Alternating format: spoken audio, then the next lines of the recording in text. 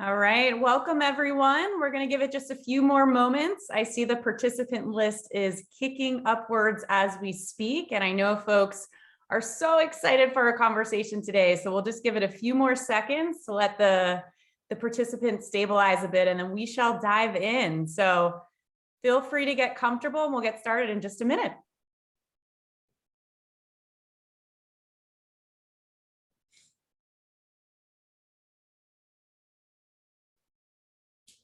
All right. Well, I think I know it's Friday, and I know you all are probably at the edge of your seat with excitement to talk about being moms and customer success. So I'll quickly introduce myself, Kelly Capote, Chief Customer Officer at Gainsight.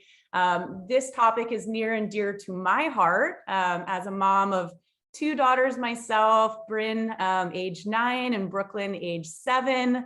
So I can't wait to, what better way with Mother's Day this weekend than to spend some time with all these fabulous moms in CS and tech and really just empower one another. And for all of you on the line, share some of our learnings, lift each other up, and hopefully inspire others that you truly can be a mom in customer success and tech, and also just a rock star CS professional. So I'm really, really excited. Before I jump in, just one or two quick housekeeping items. This is definitely going to be a conversation. It's going to be a dialogue.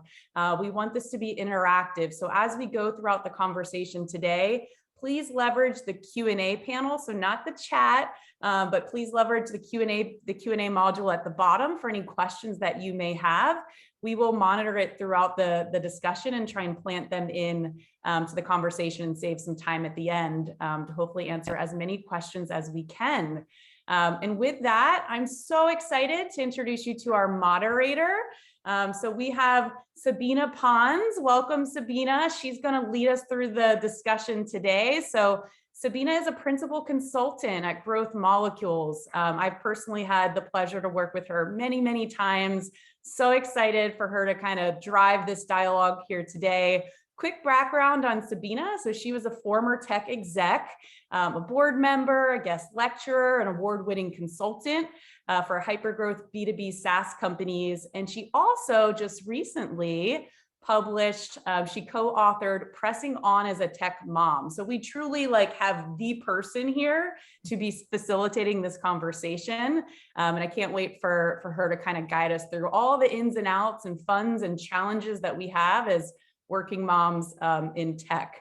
Sabina herself has two children, Sawyer, age 8, and Savannah, who's 4, and she lives out in California with her husband. So Sabina, I'm so excited to hand it over to you.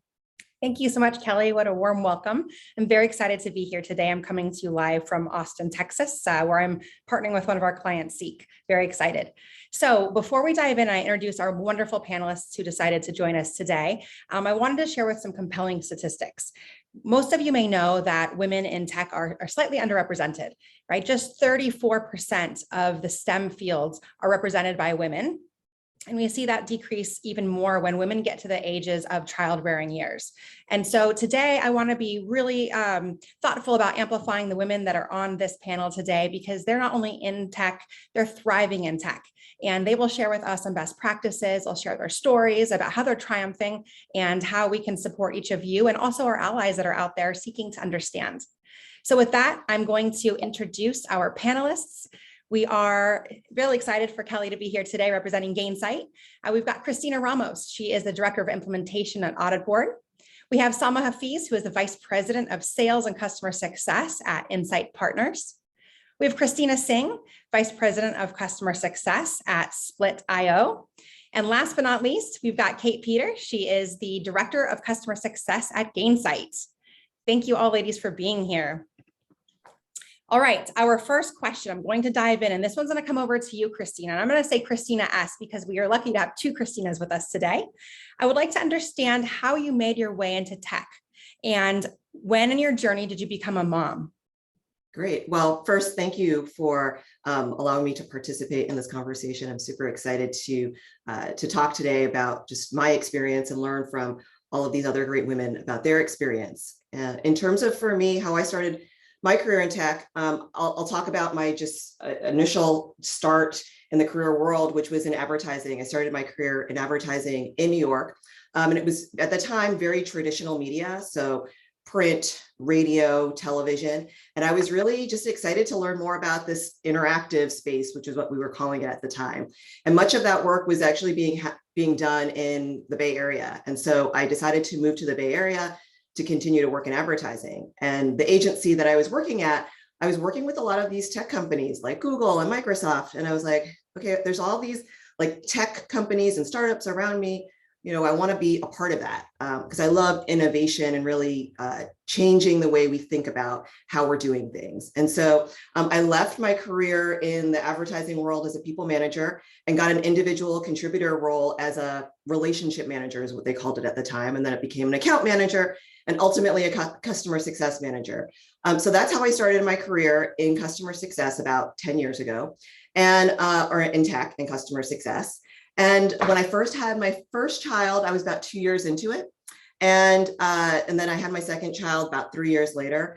But I would say that as well, while I had my children at that first tech company, I was actually also promoted. I was thinking about this last night. I was promoted after I having each of those kids. First was to the director of customer success, and then second was to the VP of customer success and professional services. So I just wanted to share that because there is this often myth that it's hard to become a mom and then continue your career and be successful as a leader. And actually, for me, I've become more successful in my career as I've had my kids because I've really learned to prioritize my time and what I focus on. Excellent, Christina. Thank you. That's that piece, right? We should put Chief Mom Officer on your resume, right? Awesome. Well, Kate, I'd like to ask you the same thing. When did you join tech and when did you have your first child in tech? Absolutely. I think my journey to tech was like a lot of women, super unconventional. I went to Virginia Tech to study pre-law and thought I was going to save the world one rescue dog at a time, and had this big vision. And ultimately, when I graduated in 2008, the commencement speeches were like, good luck. I don't know what you're going to do out there. So I ended up in sales and account management through parking, believe it or not, and then ran sales in staffing and recruiting.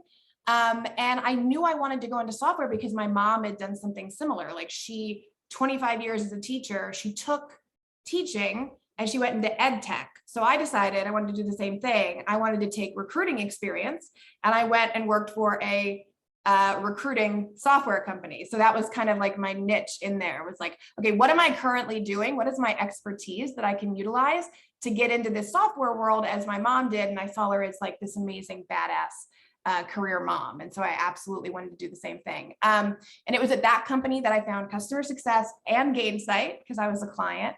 And also at that company where I had my first daughter, Dory, who is upstairs right now with COVID. So I got my husband moving around all over the place. But yeah, that was my first experience in tech and my first little one.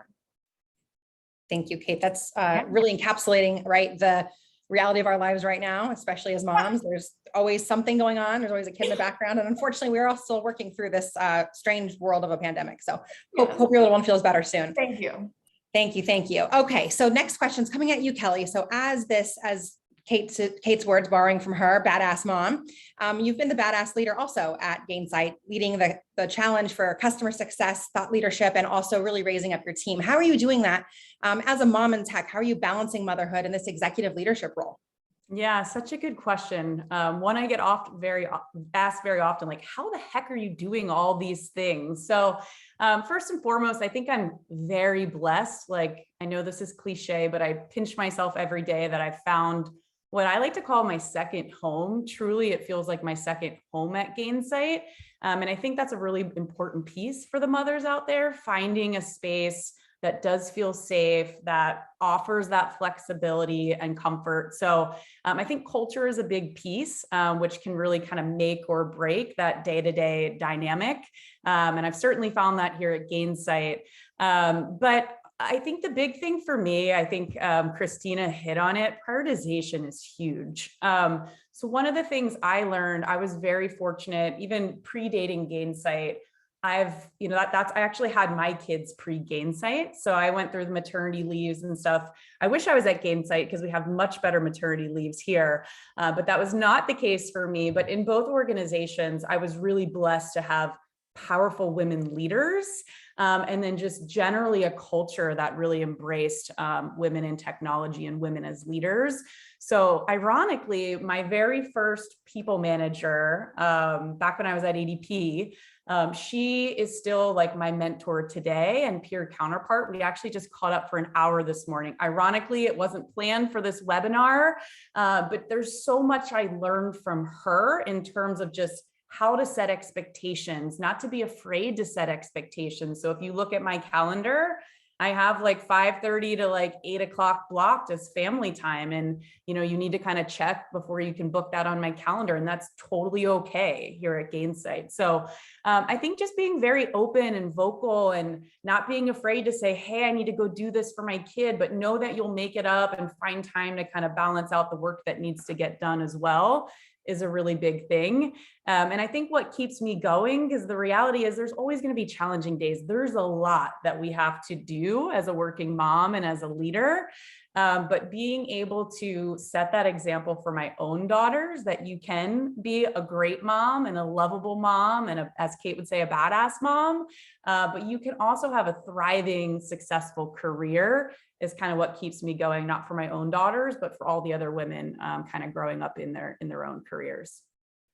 Thank you, Kelly. I think you've inspired me personally, and I know many other women look up to you too. So thank you. All right, Salma, same question for you, right? How are you balancing it all? I know that you've got a really exciting career and two little ones. Yeah, thank you, Sabina. Well, I've got one little one and another one on the way. I'm due in a few weeks. Got a scheduled C-section on June 17th, so wish me luck.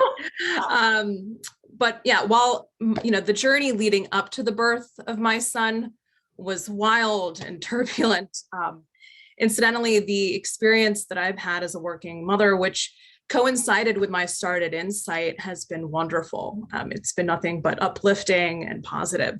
And that's really a function of my environment, both at work and at home. I think I've been able to achieve a healthy harmony because both are working in tandem to kind of stabilize at least my situation, which has been complicated just by, conception challenges that have persisted. So baby number one was IVF, and baby number two, and then I suffered a miscarriage in between, and now baby number two, God willing, will come in a few weeks, is also an IVF baby. But at work, I'm fortunate to have a team and a boss that doesn't question my value, doesn't question my competence, doesn't challenge PTO requests or calendar blocks.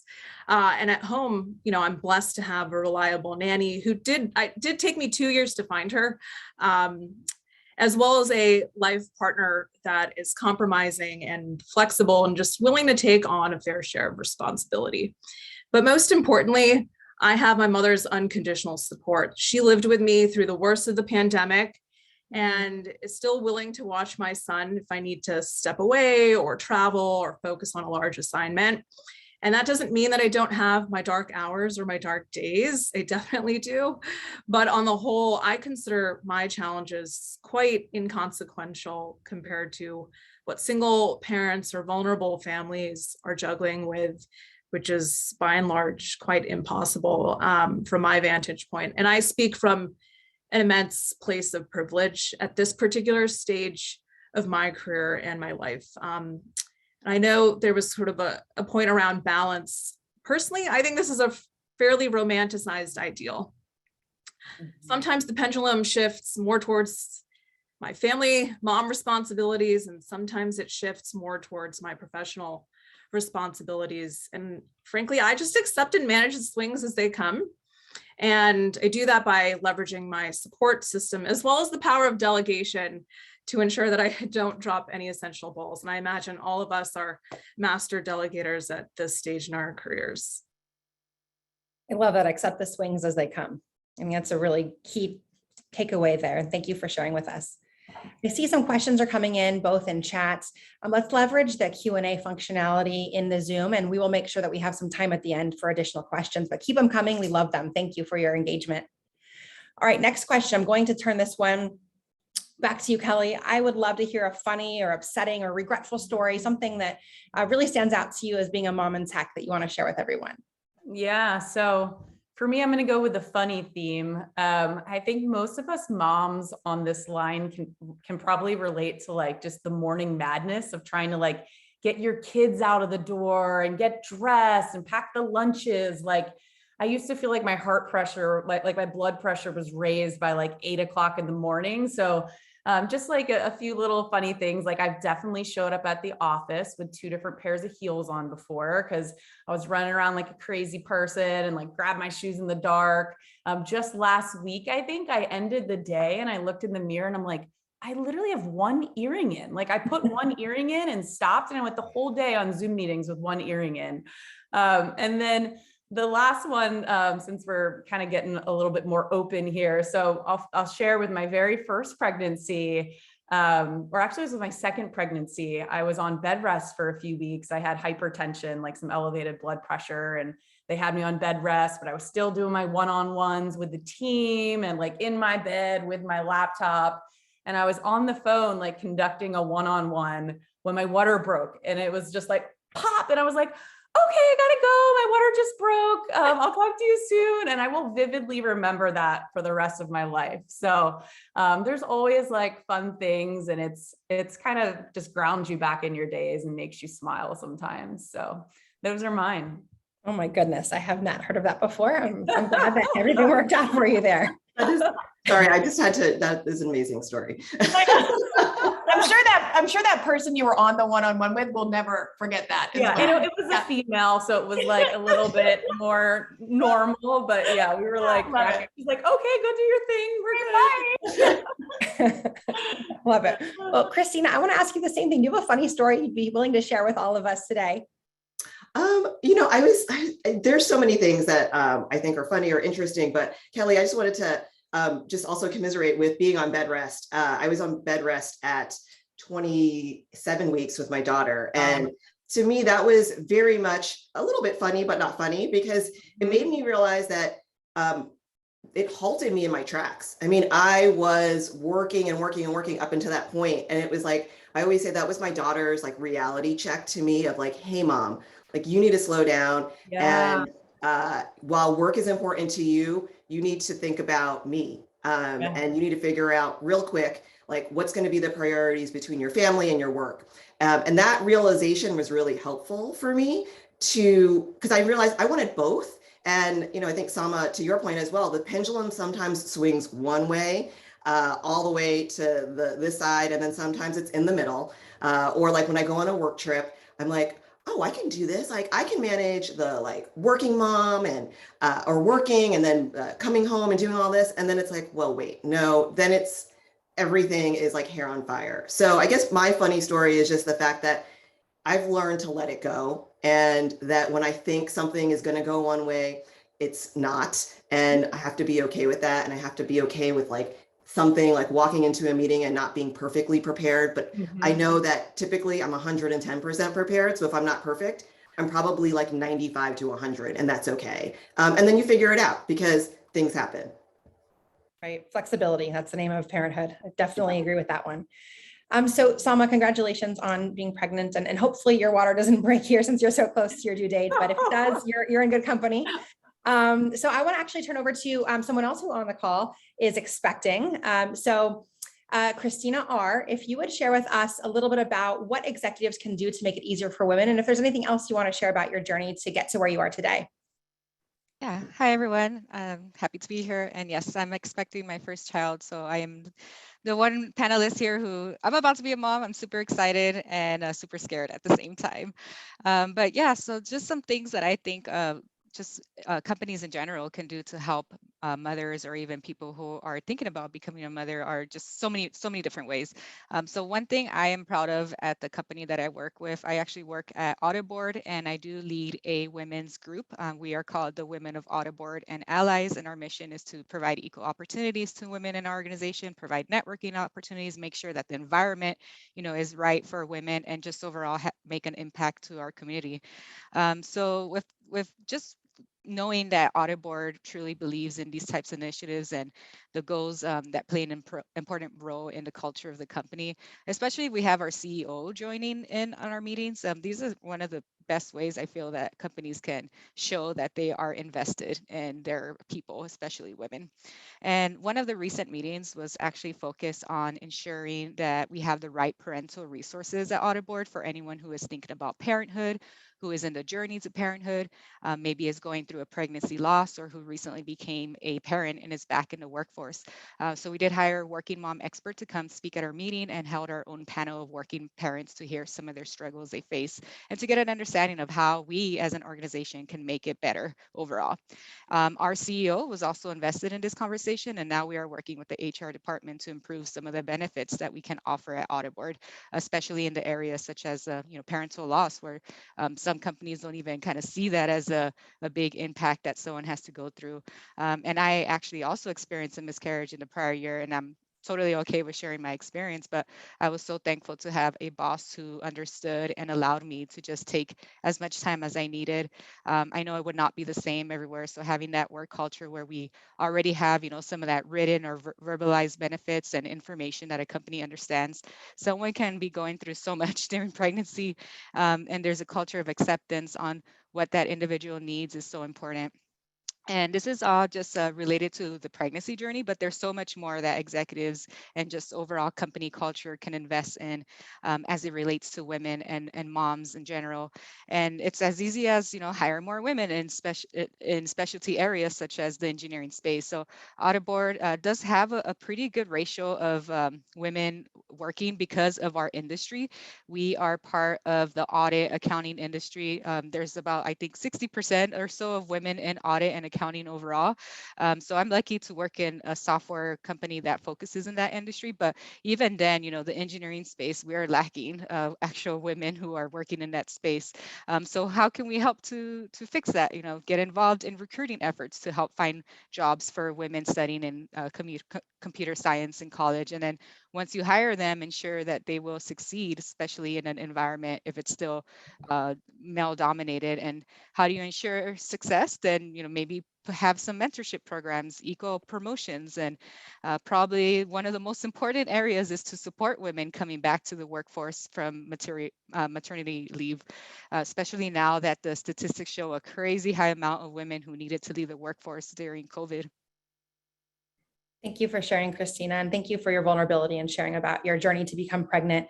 I see that Wendy posted in chat and shared that she had learned that miscarriage is actually far more common than people talk about. And it's frankly, it's kind of traumatizing. I personally experienced it as well before my first child was actually born. And it's a lot because now you're worried, okay, will this pregnancy stick? And can I actually become a mom? And it's different. I know for me personally, I know I'm not on the panel, but I think this will relate. I had family that were so excited. I was the first in my first in my family to have a baby. And so they wanted to buy the crib and do all the things. And I was just uncomfortable with that because I wasn't sure if it would actually stick. So definitely understand. Thank you for sharing, and really big kudos to Audit Board. That's a really remarkable culture that you're creating. Thank you for leading that group and for bringing awareness to a really important topic. So let's pivot to a little bit to thinking about the same type of lens from a VC PE perspective. And I know Sama's here to represent Insight and her own journey so far. What are some things from your perspective that are being done and can be done to continue to enable a working world where moms can thrive? Yeah, thanks, Sabina. So the way I see it, there are 3 collective actions that this group of highly influential and powerful stakeholders can take to move the needle. So the first, I think, is just collecting and socializing better data that challenges prevailing misconceptions and prejudices, right? So whether it's around female leadership, conception, pregnancy, parental leave, I think these are some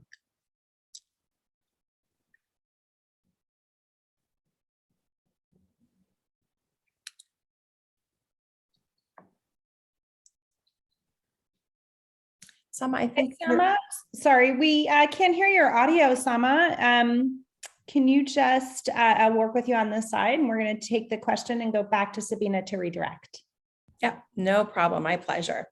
So we talk about what leaders can do and what executives can do, but personally on your level, what is it that you're doing and what can you do to make it better for other mothers? And Kate, I'd love for you to help us answer this one, because I know the Gainsight culture is really remarkable for support, but I'm sure that you're also actively supporting others. Yeah, absolutely. For me, it's paying it forward.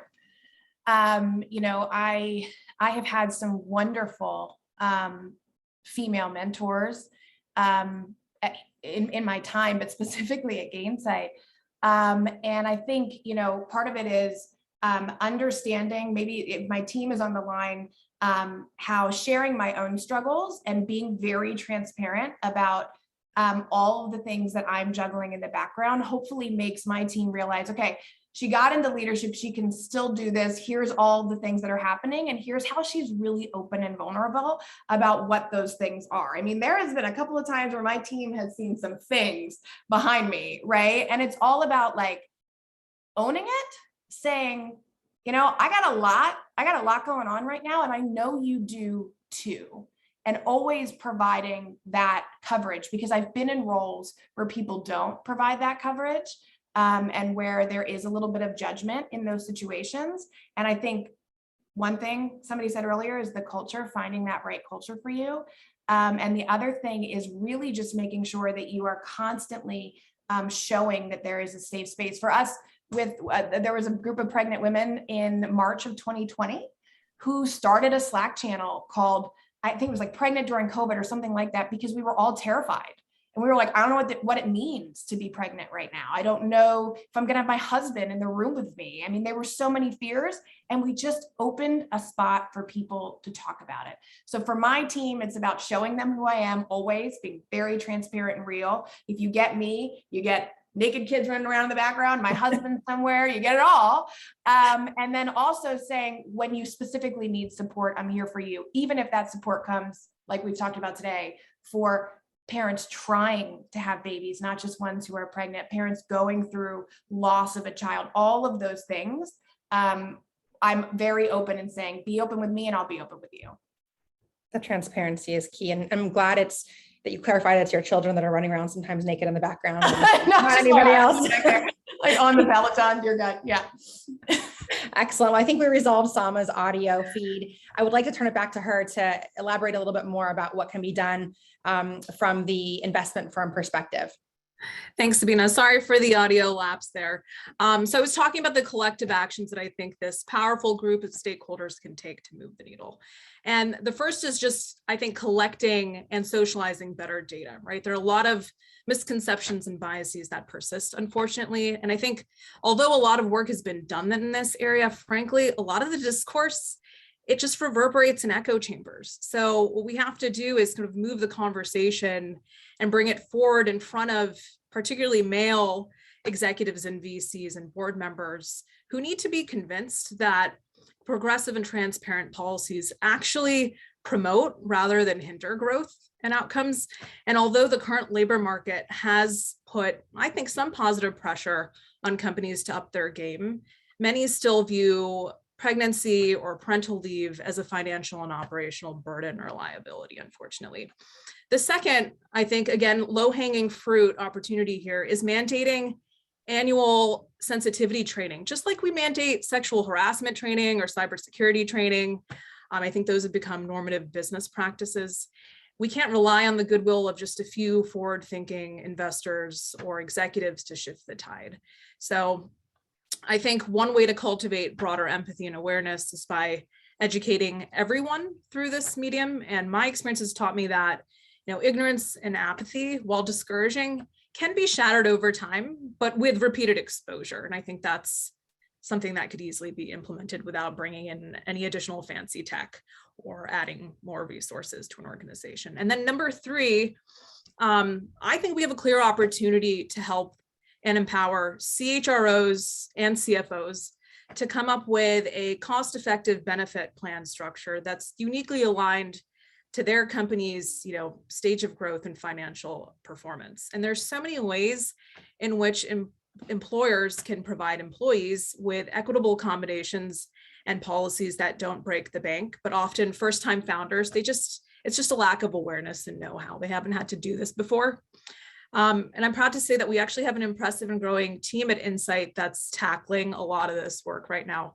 I don't think we're going to see a seismic shift take place anytime soon, but hopefully we can stay the course, remain steadfast, and gradually just overcome some of the unfounded resistance that we continue to encounter. Thank you, Salma. We are seeing improvement, right? In society, we're seeing it by virtue of this call right here, right now, right? Each of you are doing it, and is as simple as it might seem that you're sharing here, it's gonna really truly impact people tenfold. Talking about it, creating awareness about it, and helping to pave the way for our daughters, our sons, our children, our friends, and our allies. So I want to turn it back over to Christina R. right now. And I would love to understand, what are some of the things that you're experiencing in your workplace and in your career? How are you helping others? And is there any advice that you'd give to women? Yeah, and you said Christina R, right? Yes. Okay. Yeah, so I think, as I mentioned before, one of the big areas that I'm truly invested in, truly proud of, is that organization that I've helped build up and continue to lead, to make sure that I'm here for all of my colleagues, especially those who are women. We also focus, of course, on, we don't want to leave out the men in our company and our allies, especially if they're going through parental leave and they're becoming fathers for the first time. But I want to say that that's one of the biggest areas that I'm super proud of. I'm going to continue. I want to make sure that Audit Board is a place that people could come in and know that we are a company that supports, if you want to go down the route of becoming a parent. If you don't, everybody's here equal. And so other than, from that perspective at an organization level, I obviously manage quite a few people in my team. And I just always want to create that culture of making sure people feel comfortable to come to me if they're ever going through something. You don't have to say the full detail of what it is, but I'm here to make sure I understand and it can help support you wherever I need. Thank you. So for the women that are out in the audience who are perhaps working in tech, trying to become pregnant, are currently pregnant, what would you say to them? Yeah, so it's such a tricky question because it's easy to say if you're trying to become pregnant, you're currently pregnant, great, this is the journey, this is, hopefully what you wanted, and when you're ready, go for it. But it's not that simple, and it wasn't simple for me for a while. I'm a little bit late considering I'm in my late 30s and now having my first child. My sister was late 20s, and when she had her first child, I think, she was late 20s, and then her second was early 30s. And so now, I'm thinking, am I only going to have one child then, or if I want a second, how fast do I want the second? And I can't do it maybe too fast because then I'll have too many maternity leaves close in timing. But I also can't wait too long because it may get tougher for me and my body. So these are the thoughts that I'm sure many professional women can relate to. And it's not that I didn't find someone timely or I didn't get married timely. I've known my husband for almost 8 years and married for almost 3 years. So what happened in between all those years? I actually had some really amazing job opportunities. I went to work in Japan for 2 years, and then for 3 years, I had this amazing global position that allowed me to work all over Latin America and Europe and Asia. And it's what I really wanted to do at the time. I actually think that COVID was what kind of slowed me down a little bit, working from home for the past 2 years. And my husband and I just talked a little bit, what should we do now? Should we continue to wait or should we just go for it? And luckily, again, I feel like I'm in a space where if I decided now to get pregnant, which I did, I'm in a company that has good benefits, and I know I'm going to be looked out for when I come back after my leave. So I just felt like it was the right time. So I think definitely one big thing is, are you in that culture currently? If not, it might not be that nice of an experience if you decide to get pregnant with a company that is not supporting you as well. But even now, I've been with Audit Board for a little over 2 years now, and I am interested in pursuing new opportunities at Audit Board and use the knowledge and skills I have gained, because why not? We should always look to find new challenges and grow yourself a little bit more. But even now I'm thinking, well, does it make sense to make that move before going on leave? Should I wait until I go on leave? But what if I find something right now that I'm super interested in and I want to get involved? I think as women, we just always have these thoughts of when is the right time. So I just know that we need to normalize not feeling guilty about the timing that we do decide to become pregnant. And we need to normalize the feeling of knowing that we will be back in the workplace. It literally, for the most part, is less than a year leave from the company. That won't replace the years and years of experience that you do have. Yeah, Sabina, I was just going to pile on real quick if I can. So Christina, it's so interesting to hear your story because I was just catching up with another woman CS executive a few weeks ago, and very similar story, like, was so invested in their career, had lots of opportunities, and, much later than she expected to maybe, or she actually wasn't even sure she wanted to have children. But now since COVID happened, that kind of flipped it on its head. And like, that was the realization moment for her that like, I do want to have children. And now she's expecting, but she's still wrestling a little bit with like, I've always had all this independence. And with that independence, it's helped propel me from A to B to C to D in my career. Like, how is this all going to work? And, my guidance to her was like, it will work. Like, you can be both and you will be enough, and just trust that and you will figure it out. But your career does not have to be hindered because of that. So I think there's just this innate fear in us, really like dedicated, hungry, like women CS professionals, that we can't do both. And I think it's our job to normalize that you can. And quite frankly, it's the job of our organizations at the top down and our boards and investors to also, kind of embrace and lock arms and share that same sentiment. So that's my guidance to you. You're going to be amazing, and your career is just going to continue to accelerate and climb, and you'll never skip a beat. And we're here to help. Thanks. That's awesome. I think we're here to help is the biggest message that I would like people to take away from this call, is that women have to support women. Our allies have to help support us, and that it can be done. It's hard. And I love what Selma said about, right, that pendulum and just kind of accepting it and calling what it is as it comes. All right, next I want to turn it back to Christina S. And I would love for you to share a little bit about what you're doing to help make it better. And then also, if you have any advice that you want to share to encourage women to stay in tech and thrive in tech, especially as their moms. Yeah. I mean, what I think I'm going to share what a lot of what I've heard has been echoed today, which doesn't surprise me. These are the things that we're learning are not revolutionary, but we sometimes forget. We think that they are, but they're just the natural instincts that we do and have as women or as moms. And so for me, a lot of the things that I'm trying to do to give back is actually having some of the uncomfortable conversations for me, which might be, and also I think during this time of continuing to be, are we remote? Are we hybrid? Are we not? Are we in person? We have COVID waves.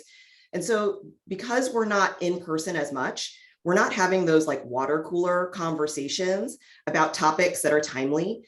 And so you have to bring up the conversations such as Ukraine or Roe v. Wade. I mean, these are like topics that are big and that are heavy. And I probably wouldn't normally talk about it at an e-staff meeting or talk about it, and put it into an ELT channel. But I feel like I have to, because these are things that we're thinking about, that I'm thinking about as a woman leader, and I'm scared to talk about it. And so I think about, individual contributors that are on my team, that are on other teams, that are maybe people or women, or just in general, people who are joining companies for the first time and it's fully remote and you haven't met anybody. And these are topics that are heavy on us. And so we have to talk about them. So I'd say those are some of the things that I'm doing to bring light to, I'm not feeling great today. And I don't know why. Like I actually remember the first day of the war that was happening in Ukraine. I mean, I was not directly connected to it, but yet I felt something very heavy, and I was emotional, and I was actually crying. And I shared that with my leadership team and then with the e-staff, because I felt like if I am feeling this way and I need a moment, we're all behind these cameras and we don't know what's happening. We need to talk about it. So that's some of the ways that, that I am bringing the conversation to make sure that we remind ourselves that while we come to work and we're all ready to go, there's a lot of things that are happening in the background that we need to talk about. And then I forget the second part of your question, Sabina. If there's any advice that you have for anybody watching right now to, encourage them to thrive in their space, even while they're going through trying to get pregnant or motherhood. Yeah. My advice is just trust your gut. It seems so strange. It seems like, but again, things, if you feel like this is what you want, if you feel like this is where your path needs to be, don't worry about getting shot down. Don't worry if, you fell down. You have to keep trying if that's what you want, because I think when you have those failures, it helps you have that reset and really think about, do I really want to keep going? Is this what I really want to do? And at the end of the day, if that is really what you want to do, go for it and continue to help each other. I think having this forum and having this conversation is really, really important, because the thing is I guess maybe the last piece of advice is also for when you see that quiet person, whether that's that woman who just has her head down, is just doing really great work, but isn't raising her hand, go talk to them. Go help them lift their voices, or that mom who maybe is struggling and is not saying something. Because I was that person, and I had other people that came to my corner and helped lift me up. And so just continue to give that back. Thank you, Christina. I think you touched on something that's really important for us to keep in mind, is that there's always more than meets the eye. Everybody has a story. Everybody has something, whether you're a parent, whether you're not a parent. It's definitely real. And so when we think about the behind the scenes and really struggling and trying to figure out, like, am I even doing the right thing? Am I prioritizing properly? Sometimes I personally even thought, am I in the right field? Should I be leaving tech and going to something that's more favorable? I know someone on our call here has an opinion about this, and I'd like to turn it over to you, Kate, to share about that. And then also leave us with some advice that you would give for women in tech and mothers in tech. Absolutely. So yeah, I've wanted to leave tech twice, and really struggled both times. The first time, I actually heard it now twice on this call, I suffered with preeclampsia. So when I was at my last company, I had a director in sales who didn't get it. He didn't like that I was using the bathroom so much. I believe it or not, that I was going to CVS to take my blood pressure, that I had so many doctor's appointments. And honestly, it kind of broke me. It was like, I wasn't even a mother yet. And I'm like, if this is anything like what it's going to be after, like, how can that possibly be sustainable? So I left that company and went and had my daughter. And I thought, I'm not going to come back. And then it was Gainsight that came a call-in, and I was thrilled because they were absolutely the dream company. But the day I started at Gainsight, which, by the way, I reported directly to Kelly on this call. And the reason I took the job was because she took her interview with me on a call where I could hear her kids in the background. She was taking them to dance practice. I could just hear her love for them. And I was like, okay, I can work with this woman. Like, she gets it, right? But the day I started, I flew out to San Francisco and ended up in the hospital. And it was Kelly who answered me at 3 a.m. when I was like, I can't do this. Like, there's clearly something wrong with me. I was 6 months postpartum. I'm like, I don't know what's going on. And her compassion for me in that moment at 3 a.m., her time, was unlike any I've seen. And it turned out that I had postpartum panic disorder. So this is all to say that Gainsight, my leaders, my male leaders at the time, Mike Madej, Nadav, Kelly, stood by me through 6 months of, and I want to say this out loud, postpartum. And then again, when I had postpartum the second time, I was here, and I was so open and honest with, the hypochondria keeps putting me in the hospital. I don't know what's going to happen. So I will say my advice is, find that company, because that company that says you're number one, you as a person and your family is what is first, and your health is what is first. And to take me in like that, and to say it's okay and it's going to be okay, all the way up to our CEO, Nick Maida, that's my advice. Find that culture, find that company, find those female and male leaders who understand. Yeah, and I just wanted to just say really quickly, Kate, I agree. And it's hard there. I think that is a lot of the demystifying tech is that there are definitely the really great companies that you can find. And it takes just asking some of the questions or like understanding who the people are to find that. And then there's lots of companies that don't embrace that, unfortunately, and there's still work to be done there. But there is those companies, and then it's these conversations. Absolutely. And I appreciate and applaud you for sharing that. I'll say I also had severe postpartum depression and anxiety. I was on meds. I had to go to a lot of therapy, and I had this vision. I'm going to go back to work on this date. I'm going to be okay by that date. But the reality of it is it doesn't really work like that. You can't, we're big drivers, type A personalities. A lot of times as leaders, we can't control it all. So it's been a journey, and I'm glad that we're talking about it. We're going to go to Q&A. One sentence. I know we're running short, but since we have all these fabulous women on the call, I wanted to share just real quickly.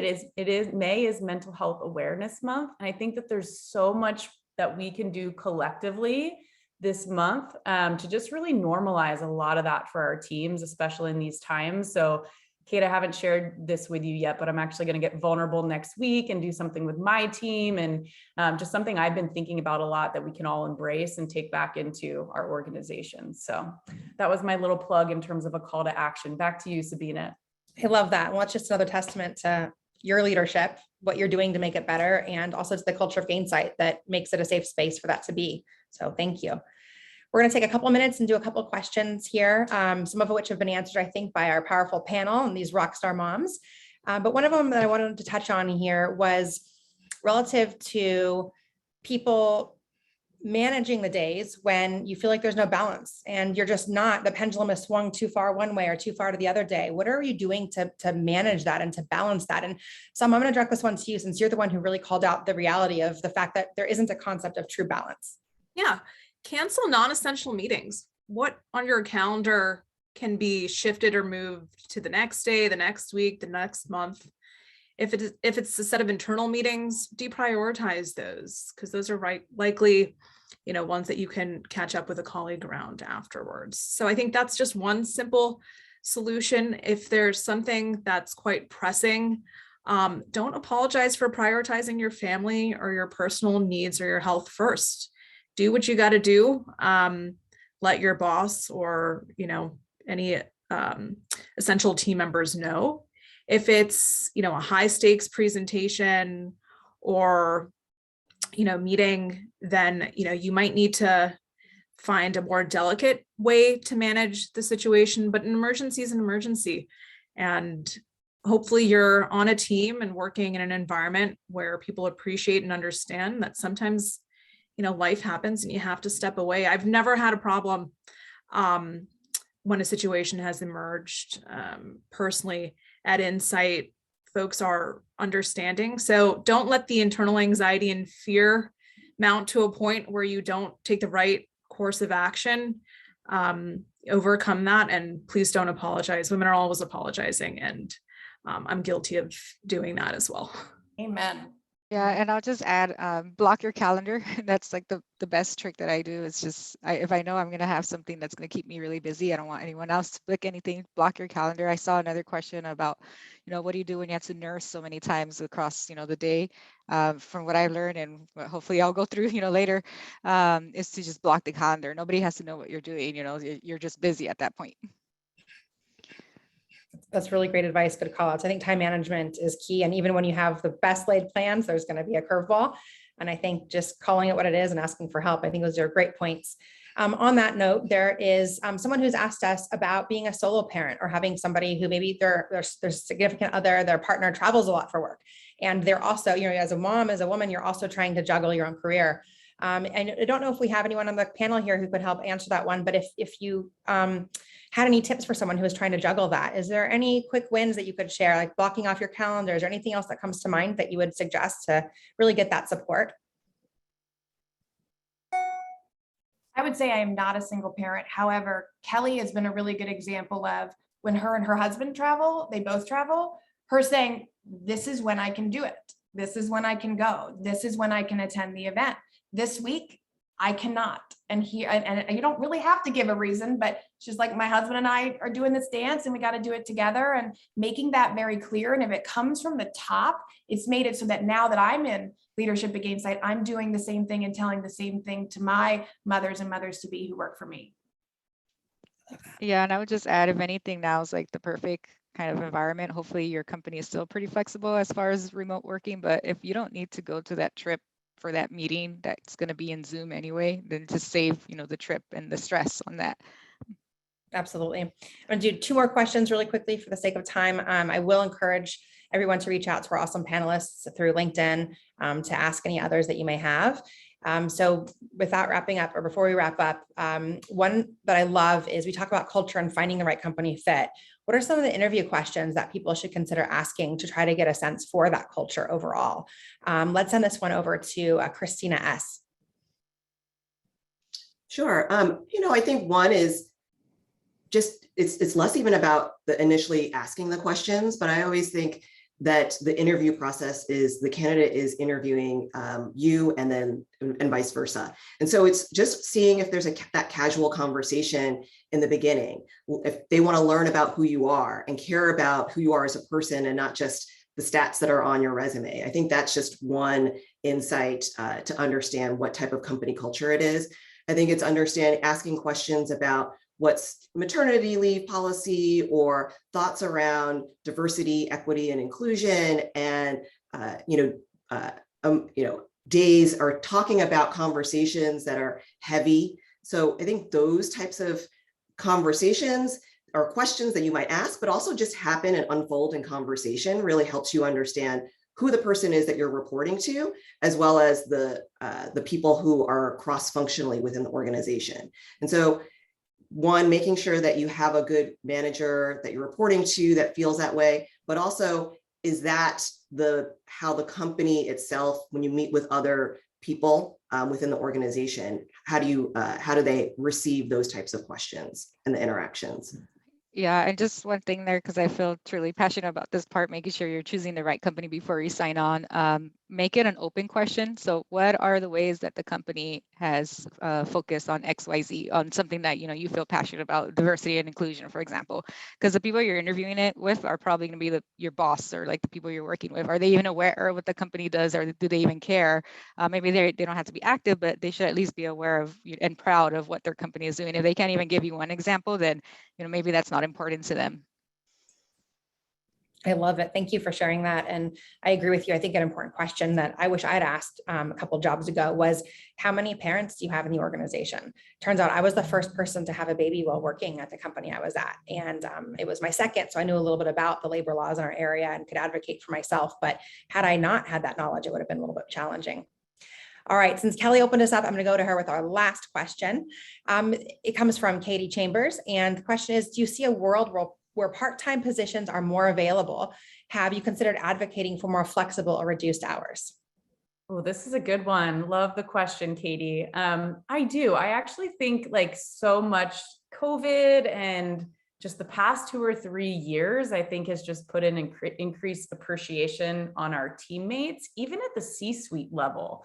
Like I was having a conversation with Nick and our CEO, and even these types of human first, diversity, inclusion, all these things are becoming more prominent, even in terms of how CEOs need to run their business now, just given the new way that we've operated over the past few years. And I have heard chatter. I was just in a Slack thread the other day where people were talking about like shared positions and one role, but split among 2 working moms. So you're seeing organizations like SV Academy, who's doing a CSU program, bringing in people, working moms who took a break and want to get back into tech.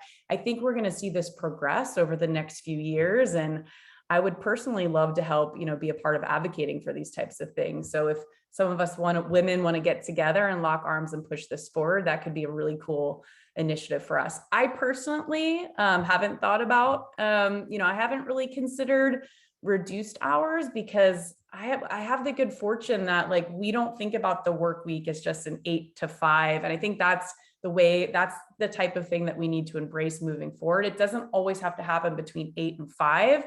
You have a set of responsibilities and things that you need to do in your role. And maybe you need to take that hour or two to go to your daughter's, play recital or whatever it may be, but you know that you can make that up, at a time that works for you and your unique situation. So I think it's the structure and the flexibility in the role that was most important to me versus like reduced hours, so to speak. So such a good question.